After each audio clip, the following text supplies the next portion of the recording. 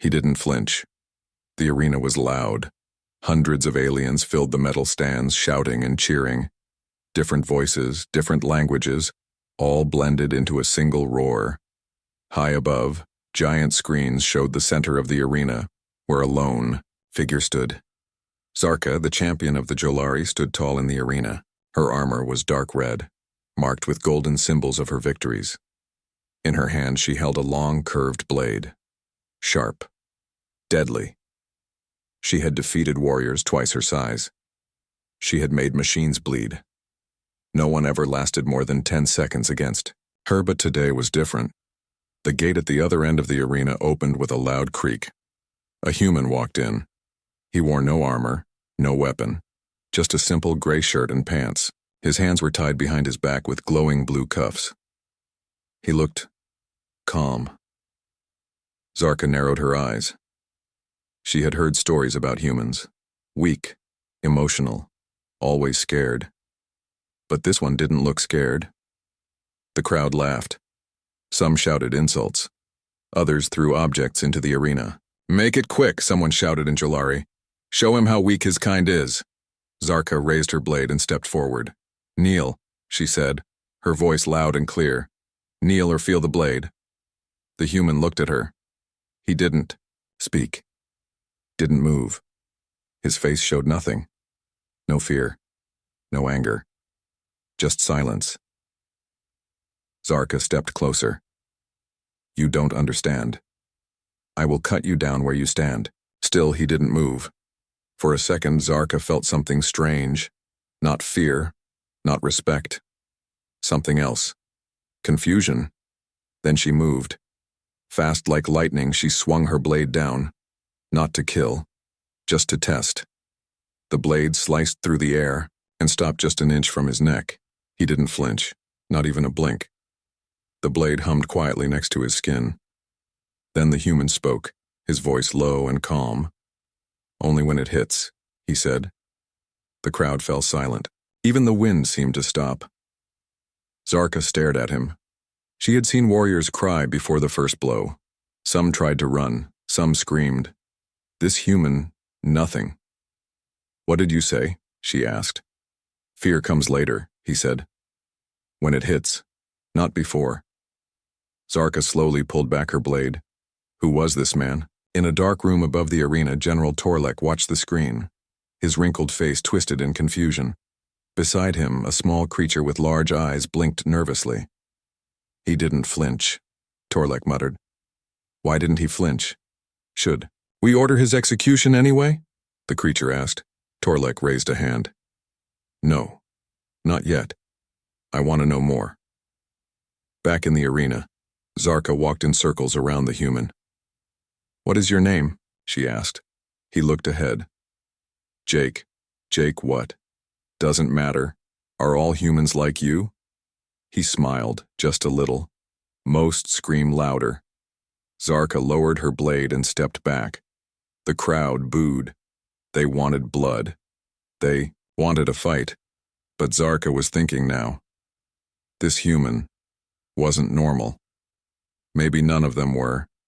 "Take him to the holding cells," she said. Guards entered and dragged Jake away. He didn't resist, didn't complain.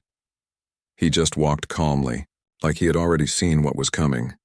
In the cell, Jake sat on the cold floor. He looked up at the small camera blinking red in the corner. "Watch all you want," he said quietly. "You'll see it soon enough." High above, in her private chamber, Zarka placed her blade on the stand. She stood in front of the mirror and stared at herself. She remembered his eyes. No fear. "Only when it hits," she whispered to herself. She had fought machines, beasts, and monsters, but somehow, that quiet human had shaken her more than any of them. She looked at her reflection again. For the first time in years, Zarka didn't feel like the strongest warrior in the galaxy. Deep in the night, alarms started to beep in. The control room, a file was found. An old record from a forgotten war. A video played. Humans in dark armor, fighting through fire. One of them, Jake, dragging a wounded soldier while bullets flew past. His face calm, his body bleeding, his eyes full of fire. General Torlek stared at the screen. "We made a mistake," he whispered. "The test subject." The cell was quiet. Too quiet. Not even the hum of electricity could be heard.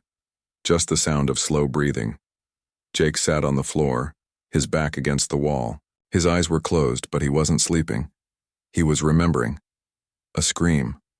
An explosion. Fire. "Go! Go!"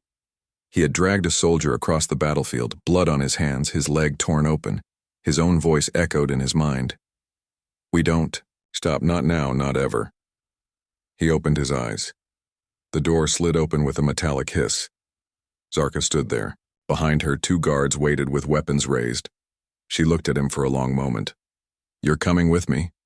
Jake stood up slowly, without a word. They walked through long metal corridors. The ship was massive, cold, and gray.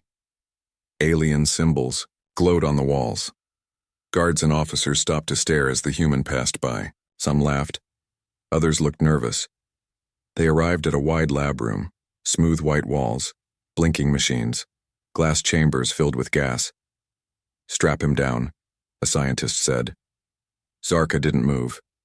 She watched as Jake was locked into a metal chair.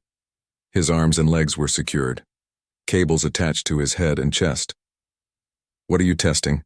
she asked. "Pain resistance," the scientist replied, adjusting the settings. "He's human," another said. "They cry when they stub their toes." Zarka said nothing. Her eyes stayed on Jake. The machine started, a low buzz, then a sharp jolt. Jake didn't scream. "Level 2, the scientist said. Another shock, stronger.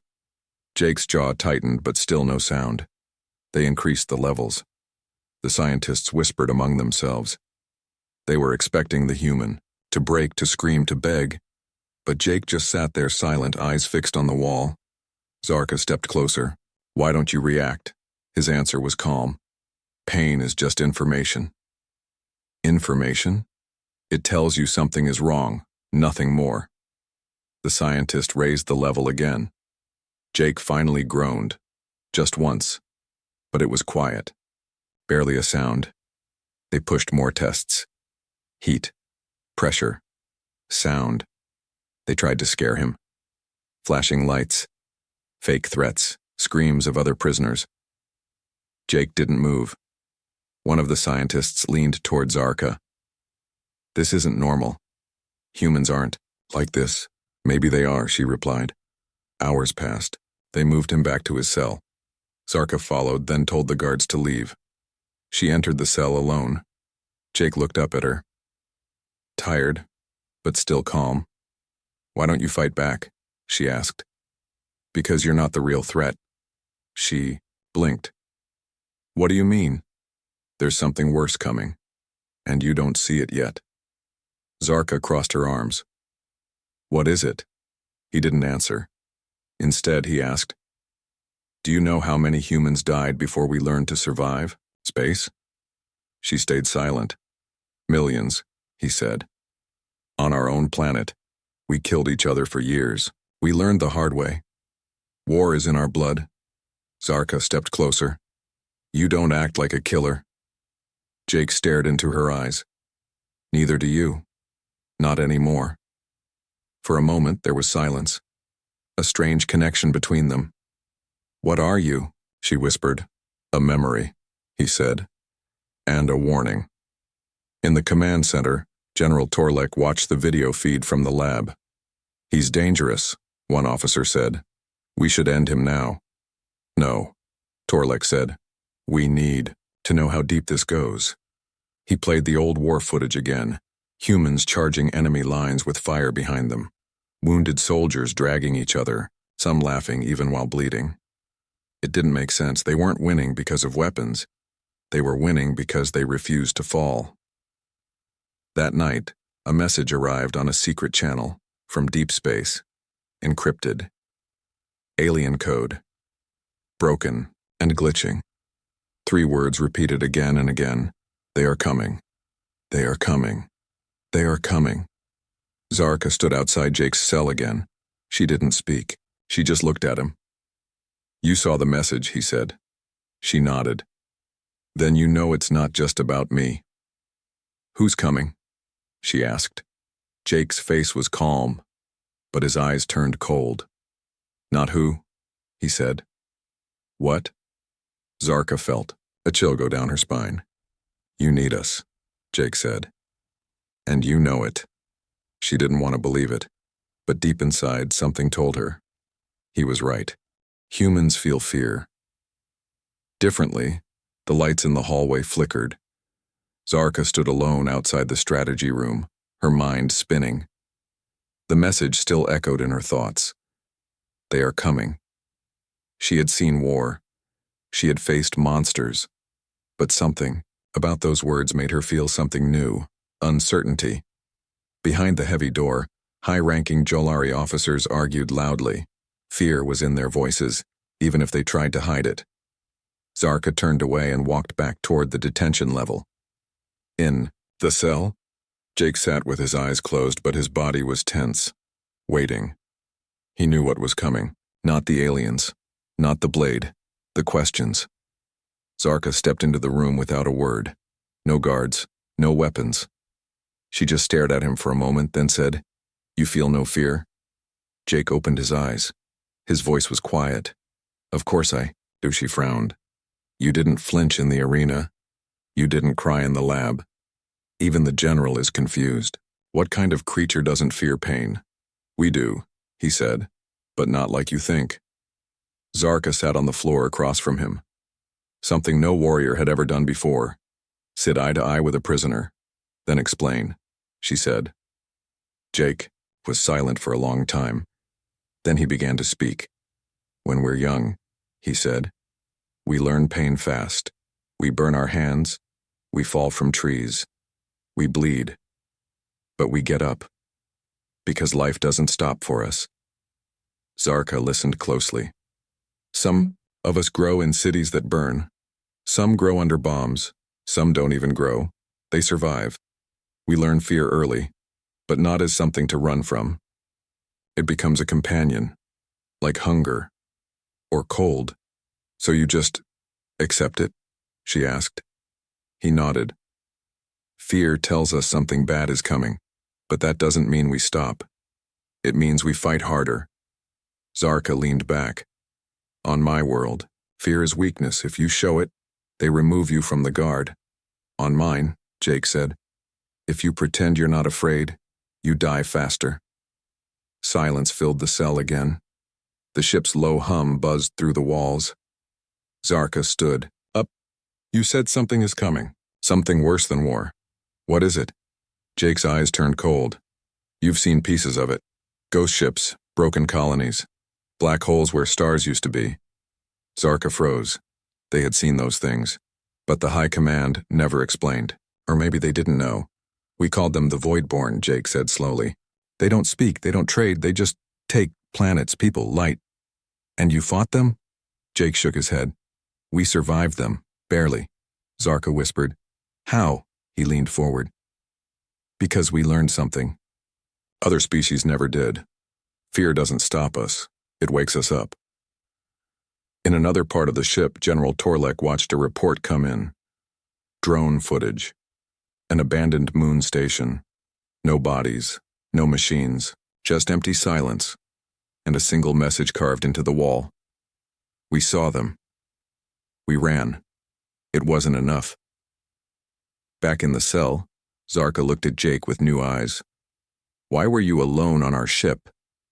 "I wasn't," he said. She blinked. "What?" "I was part of a recon team. 2 others. We were scouting your borders. Your fleet captured me. The others." They went silent. Zarka stepped back. "So there may be more humans?" Jake nodded. "Or none at all." Alarms blared suddenly across the ship. Red lights flashed. "Alert. Unknown object approaching." Zarka ran out of the cell. She reached the control deck where officers were already shouting. "Put it on screen," the general ordered. A dark shape appeared on the display. Not a ship. Not alive, but moving, slowly, silently, across space like a shadow. No signal, no energy, just mass, one officer said, voice shaking. Where did it come from? Zarka asked. We don't know, it's just there now. Torlek turned to her. Is this what he warned us about? Zarka didn't answer. Hours passed. The object didn't attack, didn't move closer. It just waited. Jake was brought to the command deck. Torlek faced him. What is it? Jake looked at the screen. His face changed for the first time. He looked afraid. You called it, Torlek said. The Voidborn. No, Jake whispered. That's not them. The room went silent. Then what is it? Zarka asked. Jake stared at the screen, then slowly said, It's their scout. A threat rises. The ship floated silently in orbit above a dead moon. Inside the control room, the tension was so heavy it felt like a second atmosphere. On the HFY screen, the dark object drifted closer, slowly like a predator that didn't need to run. It had no lights, no heat, no engines, just presence. Zarka stood beside General Torlek, her jaw clenched. Jake was behind them, his arms no longer tied. No one dared treat him like a prisoner anymore. The silence broke. It's watching us, Jake said quietly. Torlek frowned. How can you tell? Because it hasn't moved away, he replied. If it wanted to hide, it could. If it wanted to kill, it would. It's testing how we respond to fear. Zarka looked at him. Then we must show it nothing. Jake didn't answer right away. Then he said, No, we must show it the one thing it doesn't understand. Resistance. In the lower levels, engineers and soldiers prepared the defenses. Jalari technology was powerful, yes, but untested against something like this. A young Jalari officer looked at his captain. Sir, what if our weapons don't work? The captain didn't answer. He just stared into space. Back in the command room, Torlek turned to Jake. If you've seen this before, tell us, what do they want? Jake looked out the window toward the void. They want silence. They erase, not just life, but memory, history, voice, everything. They don't take planets, they turn them into shadows. Zarka stepped closer. Why? What do they gain? Jake finally looked at her. They don't gain, they just end. They're not after resources, they're after noise, movement, life. Torlek slammed his hand on the table. Then we destroy it before it reaches us. No, Jake said firmly. This one is just watching. Attacking it will call more. Then what do you suggest? Jake looked at the general, and, for the first time, his voice carried real power. You prepare for war. Deep in the ship's core, Jake walked with Zarka through the weapons bay. He examined the Jalari cannons, scanners, shielding systems. You've got good tech, he said, but it's not enough. What is? She asked. He turned to her. People who don't quit. They stopped in front of a storage vault. Inside, recovered human gear, taken when Jake was captured, his helmet, his body armor, a small black case. You recognize this? She asked.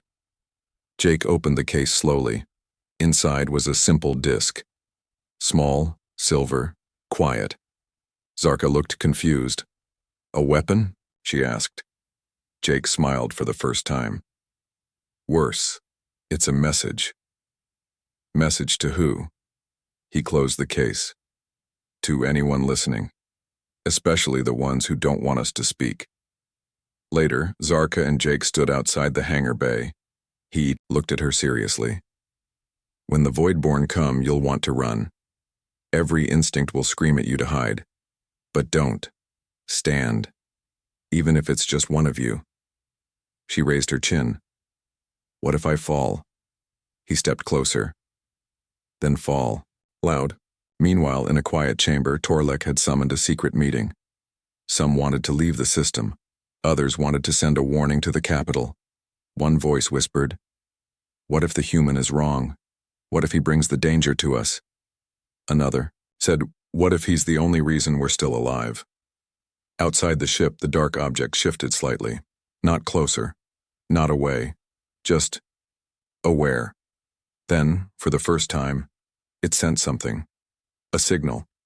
Not in words, not in sound, but in thought. Every psychic-sensitive alien on the ship screamed at once and dropped to their knees, bleeding from the nose, shaking. In the command room, a Jolari translator collapsed, whispering, "They see us. They see all of us. They are choosing who to erase first." Torlek turned to Jake. "What now?" Jake's voice was ice. "Now you learn why humans stopped being prey." The ship went into full alert. Zarka led a squad of soldiers to strategic points. For the first time, Jolari warriors were taking orders from a human. And they didn't argue. In the engine room, engineers began upgrading shields using human blueprints from Jake's memory. Across the ship, others watched old Earth footage, wars, disasters, survival. They couldn't understand it all, but one thing was clear. Humans should have died 1,000 times in history, but they didn't. At the edge of the system, more dark shapes began to appear. 1, then 3, then 10. Zarka stood beside Jake at the viewing glass. "They're not stopping," she whispered. "They never do," Jake replied. She looked at him. "Why do you keep fighting?" he answered without blinking. "Because no one else ever comes to save us. So we became the ones who save others." Side by side, the alarms didn't stop. Every corridor of the Jolari ship echoed with red lights and heavy footsteps. Squads ran in formation. Shields powered up. Turrets turned toward the darkness outside.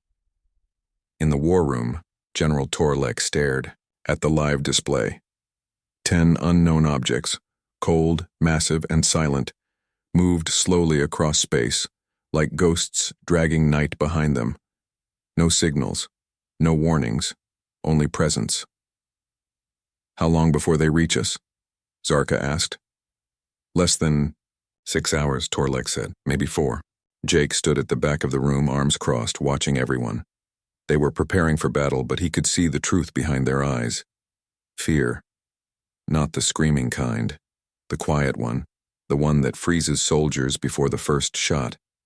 He had seen it before, in trenches, in ships with broken engines, on moons where no one made it home. And that's where humans were different. They fought anyway. Zarka met him in the hangar bay. Her armor had changed. Sleeker, faster. Less for display, more for survival. "My squad is ready," she said. "You'll be with me." Jake nodded. He wore his recon armor now, human tech, scratched and burnt from older wars. One side of the chest plate still had dried blood. Not his. "They'll follow your orders?" he asked. Zarka looked him in the eye. "They'll follow ours." They flew out in formation. 10 dropships, 30 fighters, 2 destroyers. Jolari warriors filled the cockpits, but their eyes kept flicking toward Jake's ship. No one had said it, but everyone felt it. He wasn't one of them. But they were following him anyway. In the dark of space, the enemy waited. Shapes that looked like ships, but weren't. Long, twisting structures with no engines, no lights. Like metal bones pulled from the void. And still, they made no sound until one moved. "Incoming," shouted the pilot. A beam of black energy ripped through the vacuum, silent, smooth, and instant. One Jolari fighter vanished, not exploded, not hit, just gone. No debris, no scream, just silence. The squad broke formation. Panic hit fast. "Hold the line!" Zarka yelled over the comms, but fear was spreading. Then came Jake's voice, cold, steady. "Reform. Focus fire on the lead. Follow my vector. No one runs." He didn't shout. He commanded. And the Jolari listened. They regrouped. Jake's ship dived under the enemy's first strike and opened fire. Jolari cannons followed. Beams of light lit the black. One enemy shape took a hit, and finally reacted. It screamed, not in sound, in thought. Every pilot felt it. Pressure in the skull. like a whisper trying to crawl inside. Give up. You cannot win. Stop. A young Jalari pilot gasped. They're in my head. Block them, Jake said. They feed on weakness. How? The pilot cried. Zarka cut in. Follow him. Follow the human. And so they did. Jake flew like fire through ice. Fast, sharp, unpredictable. Jalari ships followed close. Together, they hit the enemy in tight bursts. Strike, move, vanish. Jake taught them how to turn fear into fuel. Zarka was right beside him, her gun spinning like storm blades. She covered his blind spots, matched his moves without speaking. For the first time, they fought side by side. Not as enemies, not as captor and prisoner, as warriors. The enemy began to shift. Their formation broke. Not because they were damaged, but confused. They had faced armies before, but not humans. Not people who advanced into death with eyes open. Not people who heard the voice of fear and ignored it. You see it? Jake asked over the comm. The middle one, Zarka said. It's directing the rest. We hit it. Fast. Now. They charged. The enemy responded. Black tendrils shot out, piercing ships, burning metal. Jalari screamed. Some went silent. But Jake and Zarka didn't stop. Not even when the lead destroyer exploded beside them. They fired everything they had at the central enemy. At first, nothing. Then, cracks. The alien structure groaned. No sound, just visible distortion, like space was folding around it. Keep going, Jake shouted. They did. And then, it broke. The center shape shattered. The rest of the void-born fleet froze. And for 1 second, space itself breathed. Inside the main ship, Torlek stood, stunned. He turned to his officers. They hit it? Sir, one replied. They didn't just hit it, they broke it.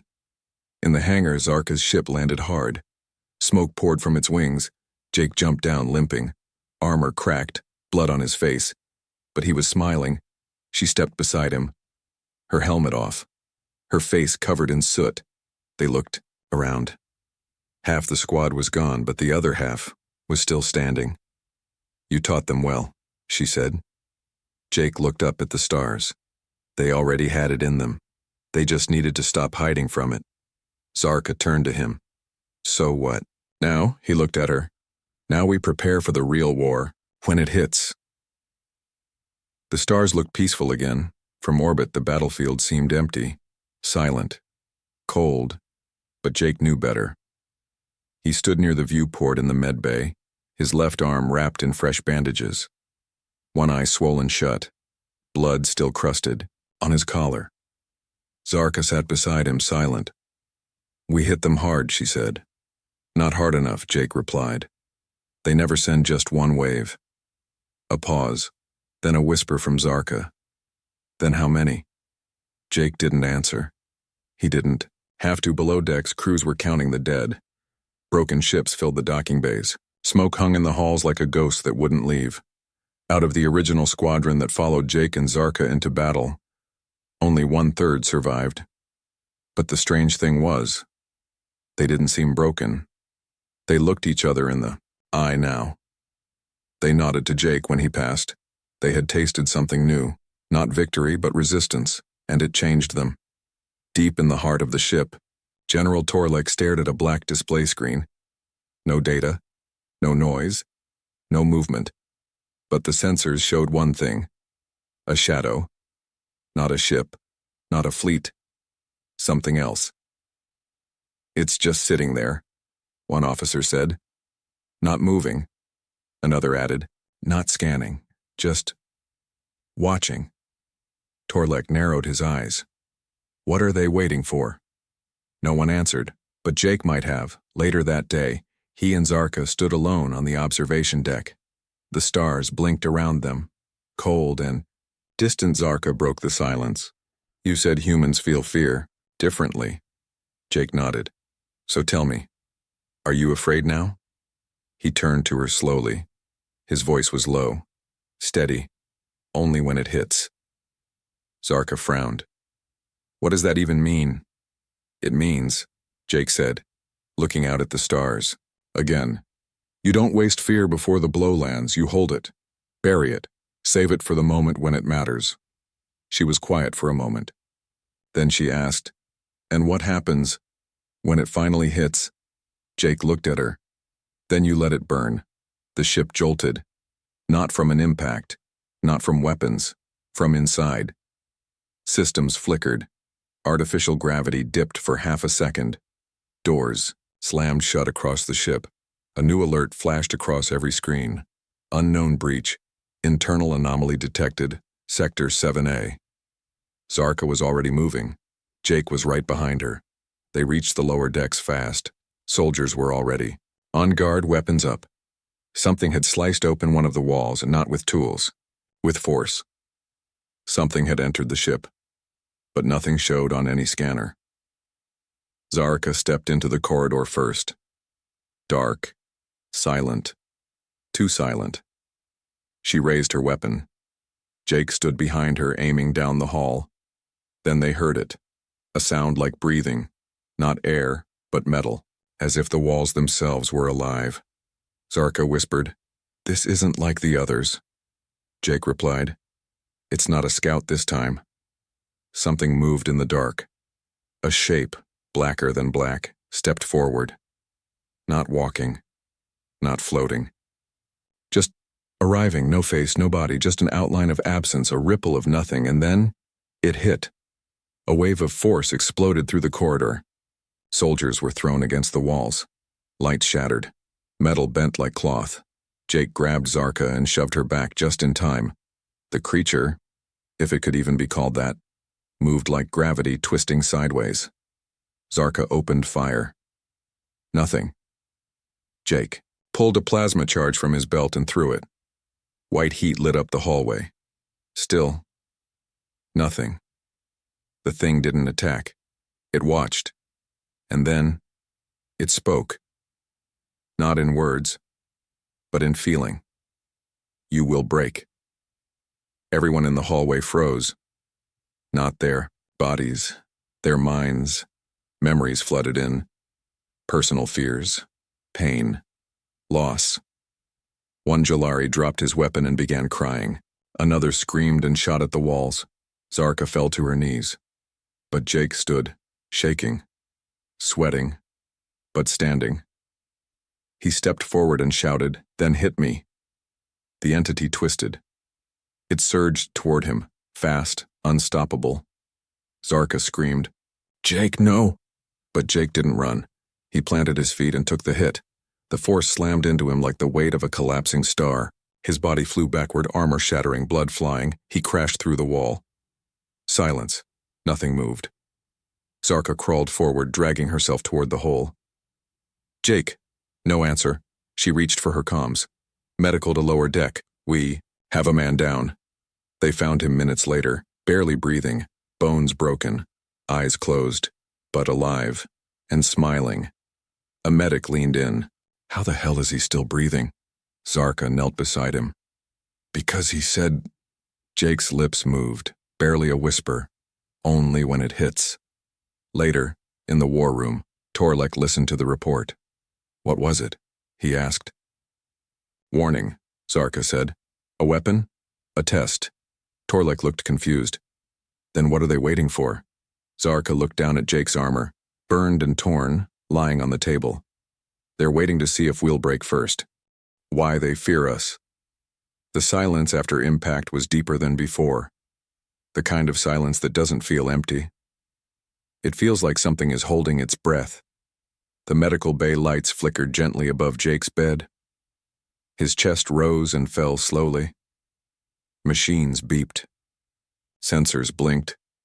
Zarka sat beside him, not as a warrior watching a soldier, not as an alien watching a human, but as someone who knew that in the moment everything broke. He didn't. Outside the medbay, the ship was changing, not just in structure, in spirit. The soldiers who once laughed at the human now stood in formation, ready. Engineers rewired shield systems with blueprints from Jake's gear. Officers no longer dismissed Earth history as savage. Now they studied it like a survival manual. They were becoming more than a fleet. They were becoming a resistance. Deep in the command deck, General Torlek stared at the enemy fleet approaching. This time, there was no scout, no shadow. This was a full-scale incursion, 30 void-born warforms, moving fast, silently, like death itself had remembered them. All ships on alert, Torlek ordered. This is the real war now. The enemy didn't open fire, not right away. They simply advanced, not in a straight line, not in formation, but in a curve, like they were surrounding a grave. Jake woke in the medbay, barely breathing, but awake. Zarka turned, surprised. "Don't move." He didn't listen. "They're here," he whispered. "We know," she said. "No," he corrected. "They're not just attacking, they're testing. Again." "Testing what?" Jake looked at her, and despite the blood on his lips and pain in his voice, he smiled. "To see if we still stand." Zarka helped him walk, step by step through the ship. Every soldier who saw him straightened. Every voice quieted. Every gaze followed the broken human, who was still walking. He entered the war room. Torlek turned, eyes wide. "You shouldn't be. You need me here," Jake interrupted. No one disagreed. Minutes later, the first wave hit. The Voidborn didn't send missiles. They sent pressure. Waves of gravity. Psychic pulses. Systems failing without touch. Ships vanished without screams. Others buckled from the inside. But the human-led fleet held. Zarka's voice rang out over comms. "Lock fire on lead ship. Front 3 squadrons. Hit and fade. Engage." "Delta line formation," Jake added. "Rotate bursts. Show them movement, not panic." For the first time, the Voidborn hesitated. For the first time. They adjusted. In space, the battle became chaos. Black ships moved like smoke. Jalari ships flew tighter, faster. Zarka's team followed human tactics. Rapid strikes, fake retreats, sudden bursts. One Jalari shouted, "We lost shields." Jake, bleeding from the mouth but still wired in, answered calmly, "Then use the debris trail. Blind them. Force them closer." It worked. The enemy closed in. And that was the mistake. From the command ship's core, Jake activated the pulse. The small silver disc, the one the Voidborn ignored, blinked once. A hidden signal. Broadcast across frequencies the enemy couldn't block. Not to call for help, but to remind them, humanity never fights alone. And that's when the second wave arrived, not from Earth, but from those who once feared humans, now coming to fight beside them. Free colonies, outlaw planets, human-occupied moons, ships of mismatched parts, flying old flags, blasting old music. One of them screamed across the void, "For Earth! For everyone!" The Voidborn reacted. Fast, violent. But now they were surrounded, and more than that, they were confused. They had expected silence, fear, collapse. Instead, they got chaos, rebellion, laughter. Jake's voice echoed in the comms. "You wanted to know why we're feared? It's not because we're stronger. It's not because we're smarter. It's because we're the species that keeps fighting when nothing is left. You've killed our people.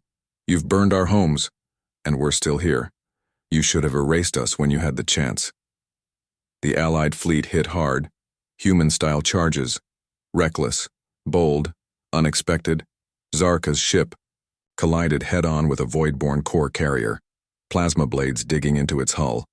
She leaped out in zero gravity, planted an explosive, and said through grit teeth, "This one's for the arena." Boom. Torlek ordered full fire. All ships. No fear. The room repeated it like a battle hymn. No fear. No fear. No fear. Finally, the enemy broke. Their fleet scattered, not in retreat but in collapse. Their center burst like glass hit by memory. Light returned to the stars. Not because the Voidborn were gone, but because they finally understood. They couldn't erase what refused to be forgotten. Days later, Jake stood outside the med bay again, Zarka beside him, her arm in a sling. They looked out over a burned sky, over the wounded fleet being rebuilt. "We lost many," she said. "But not all," he replied. "They'll be back." "I know." Zarka looked at him. "Why don't you rest?" He looked out at the stars. "Because they fear us now. And fear, Zarka, only matters when it hits. The end."